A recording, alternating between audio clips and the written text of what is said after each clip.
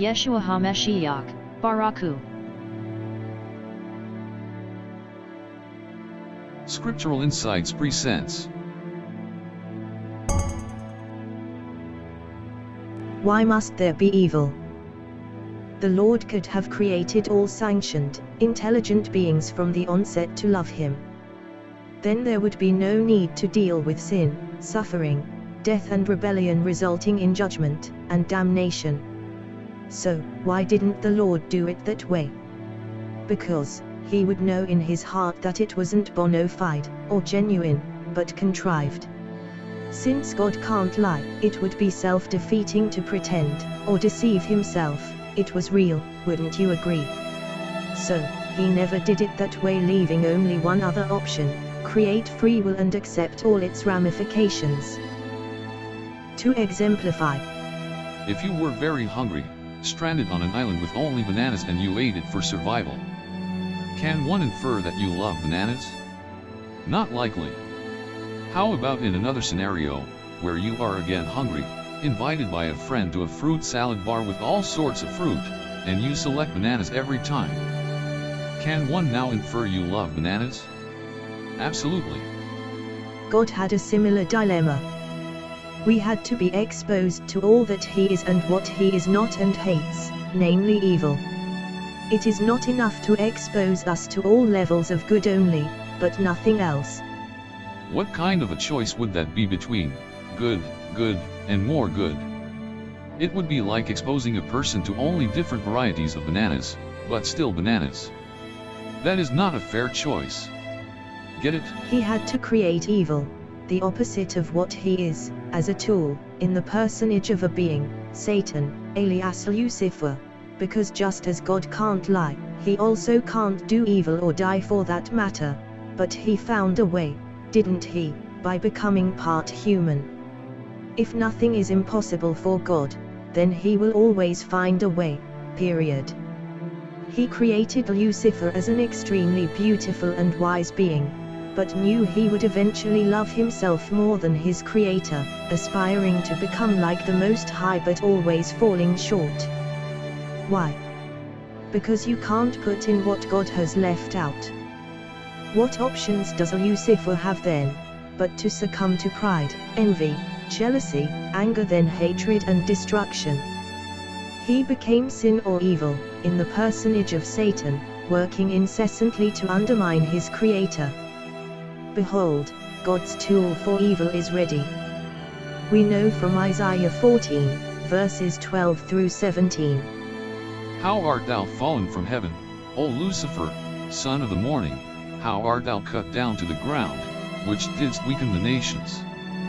For thou hast said in thine heart, I will ascend into heaven, I will exalt my throne above the stars of God, I will sit also upon the mount of the congregation, in the sides of the north, I will ascend above the heights of the clouds, I will be like the Most High. Yet thou shalt be brought down to hell, Hades, to the sides of the pit.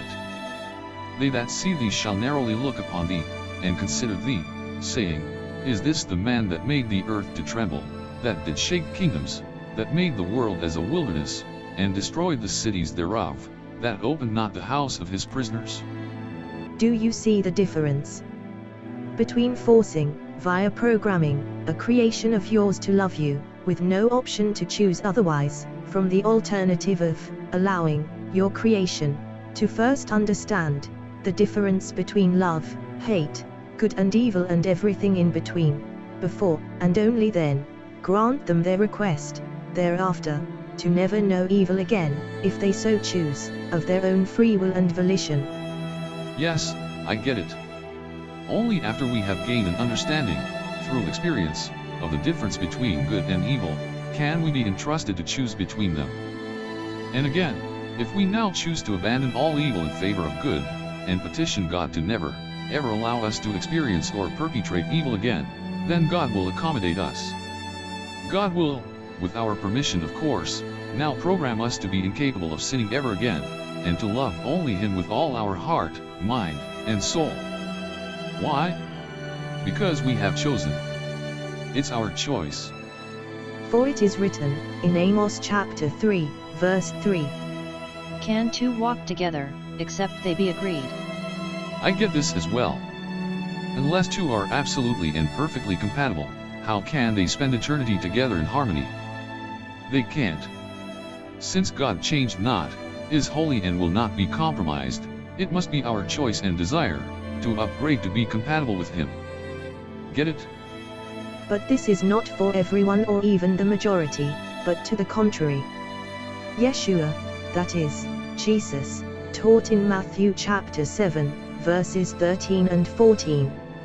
Enter ye in at the strait gate, for wide is the gate, and broad is the way, that leads to destruction, and many there be which go in thereat, because strait is the gate, and narrow is the way, which leads unto life, and few there be that find it. The emphasis being on the majority, who will not make it, versus the minority, who will. Yeshua put this succinctly in Matthew chapter 22, verse 14. For many are called, but few are chosen. To be blunt, many are called to receive Christ, but only a few are chosen by Him to receive the indwelling of the Ru'ark HaKodesh, or Holy Spirit. That is His choice, and not ours. Get it?